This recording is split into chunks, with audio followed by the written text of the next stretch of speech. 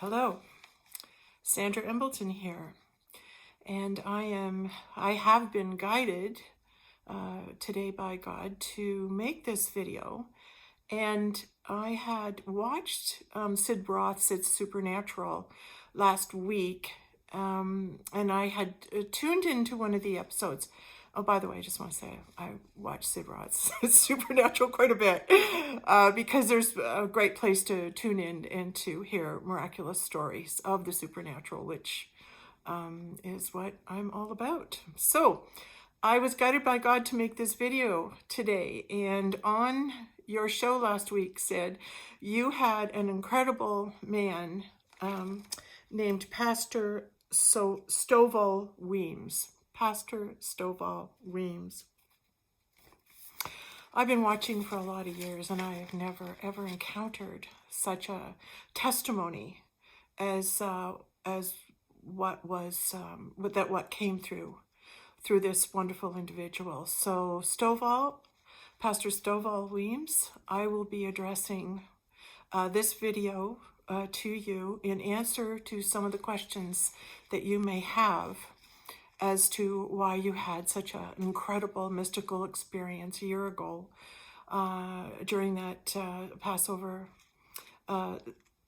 ceremony and communion that occurred on stage. That was the subject of the Sid Roth show. I took the time to actually go through your entire testimony because it's that important that you hear this and you know who you are. I have been making this my work for the last 30 years, is to know who I am. And I have been given many incredible gifts by God. And one of them is to know who people were when Christ walked the earth. In fact, my story is so phenomenal that if you begin to watch some of my videos, I do my best to record what a miracle it is that is happening in my life, and how God is miraculously bringing to me those souls that were present when Christ walked the earth. You, my dear friend, Miss Pastor Stovall Weems, you're an incredible man, and you are the first of Christ's disciples to make yourself known to me. I believe you are the disciple Mark, and it's serendipitously, I happen to be studying the book of Mark for the last week and again tonight, and I know when I began my class last week under Professor Ted Lutz, I knew that you were the disciple Mark, and this is how I know. I've written everything down. I'm going to go through it, so please bear with me, okay? When you were on stage and you looked up and you saw Christ, that was miraculous, that you would see him, actually physically see him make an appearance and come through. The heavens were opened, you said, and I was in the heavenly realm. Yes, you were. The gates of heaven were open, and you were given access to the kingdom on that stage. And the feeling that you had, and this is what you want to pay attention to, is the feeling. The feeling is what's most important, because the feeling you had when you saw him is that, well, I knew him all along. Then you went on to describe that the feeling went into an overwhelming fear, but the fear was without condemnation. And at the same time, you felt this fear, there was an overwhelming sense of love. The feeling you reported is, I could not have been more accepted, more one, and more known. That feeling, when we encounter God in the kingdom of heaven, he puts a knowing into us. And in that moment, you were known. Then you said what came over the most vividly was his personality. So the questions I have to you, as soon as I heard this, I'm going, well, you wouldn't know his personality unless you met him and you knew his personality. He was a man of action, Jesus. He was strong, and his strength emanates And then you said I could have headbutted a nuclear bomb. Well, that was because when you were in his presence, the farthest thing from you was fear. You had no fear. There is no fear in the kingdom.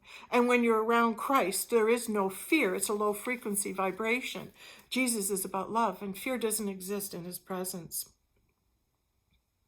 You said how he treated you, that how he showed you the kingdom and his glory, that he treats you as an equal. That's because you are one with him in God, and you were one with him in that experience. What I loved very much is when you said, in his presence, everyone has their place. You have your place at the table. That's why it was very predominant for you that you know your place, because your place is marked at the table of the Last Supper. Then when you said you had to bow your head, that happens to me all the time. And what I do is I ask for God's grace that it be upon me. And when I ask God for his grace, all of a sudden it's like his hand goes on my head.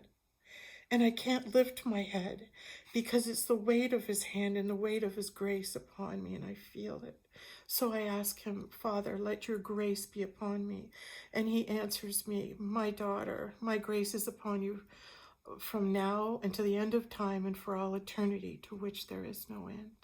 And when he is placing his grace upon me, I cannot lift my head. And this is why the weight was on you, because the grace of God was on your head, and you know that. It says that he told us also that he knew you felt grafted. That's such a strange word that you would say, grafted. And it was like, I was totally one with what was happening, the vision in front of me. I was totally one with that vision of the Last Supper, but yet I was different. And the reason that you're different is because of exactly what you say. You felt positioned, and you, as Mark, have a position and a place to play, a role to play in the kingdom of God as his servant. I was totally one, but I was totally different. That was my first thought. Always go with your first thought. Your first thought is always the correct thought, Stovall. Your first thought is always the God thought. The next thought you hear is the doubt. So just be aware of it and always pay attention to your first thought. You were at the Last Supper, and you said, I'm back. And it felt like the Last Supper. Well, how would you know how that felt? How could you say to us that it felt like I was at the Last Supper? Well, how would you know that? Because you were there. You were there. That's how you know. And the best part, the best validation was, it says, I felt as if it was a Last Supper. And then he said, but this wasn't a dark room. This is heavenly. How would you know the Last Supper was held in a dark room? How could you just make that statement? You couldn't, unless you were there. You were there. This is heavenly. And the moment you began, oh, I'm going to just get a little emotional here.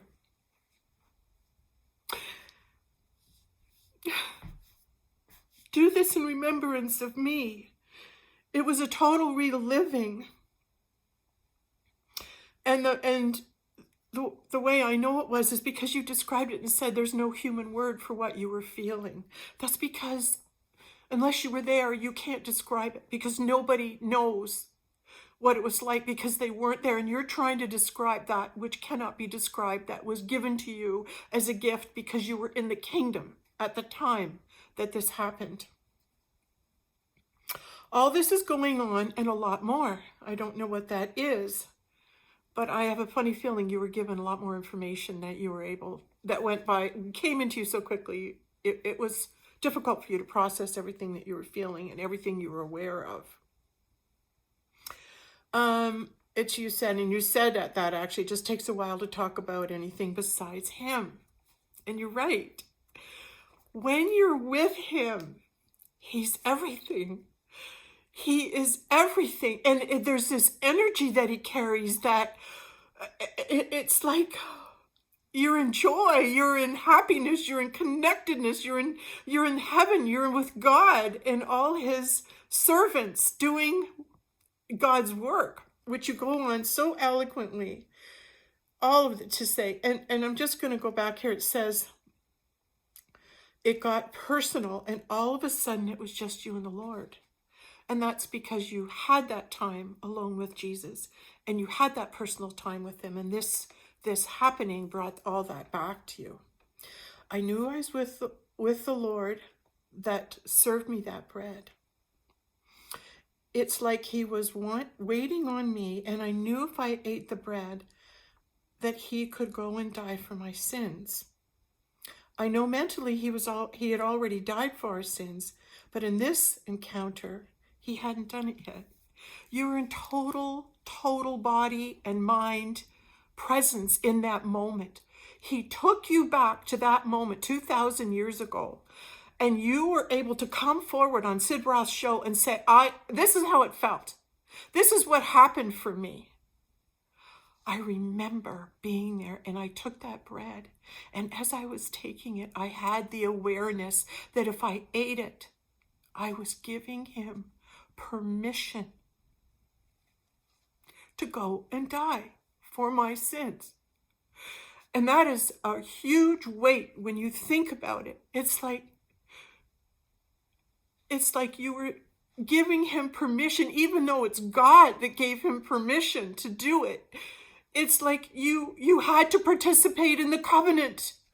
You had to participate. It said that he's going to go die now for you. And I knew if I ate that bread, it was the deepest loyalty, the deepest bond, the deepest covenant of family.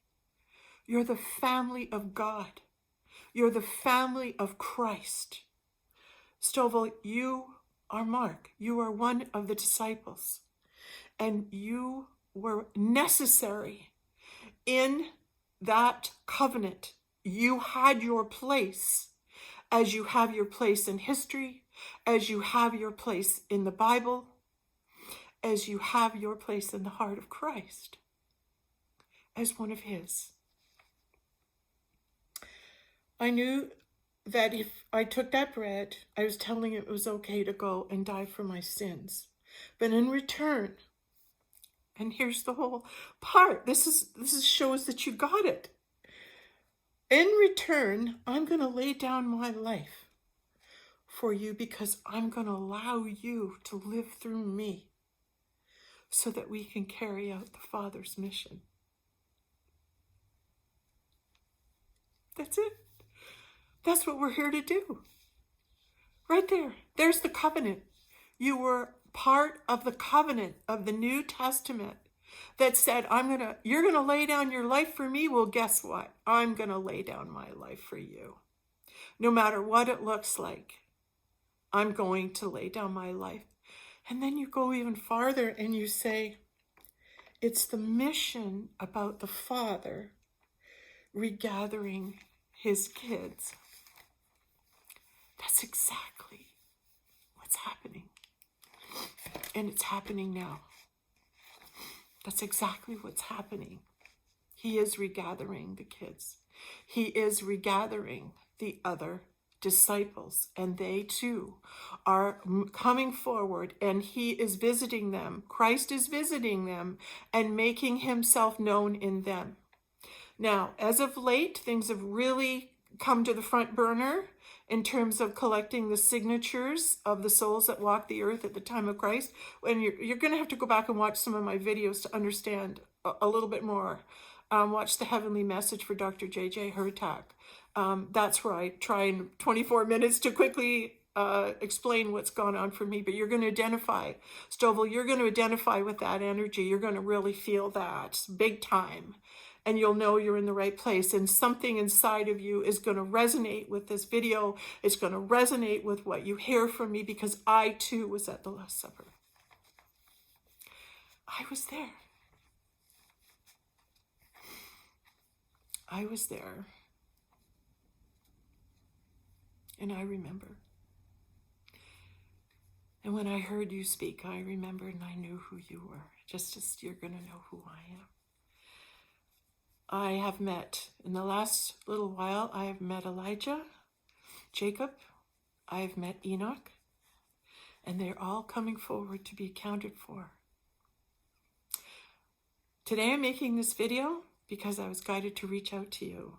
Reach out to me, and we will connect, and all the answers will be made clear, if not through this video. But there's going to be some pretty heavenly energy present when we get together. You can count on that. Okay, that's my video. That's what I wanted to say. And thank you for having the courage to come forward and testify and bring your testimony forward so that those of us who were also at the Last Supper can start to come forward as well. Thank you.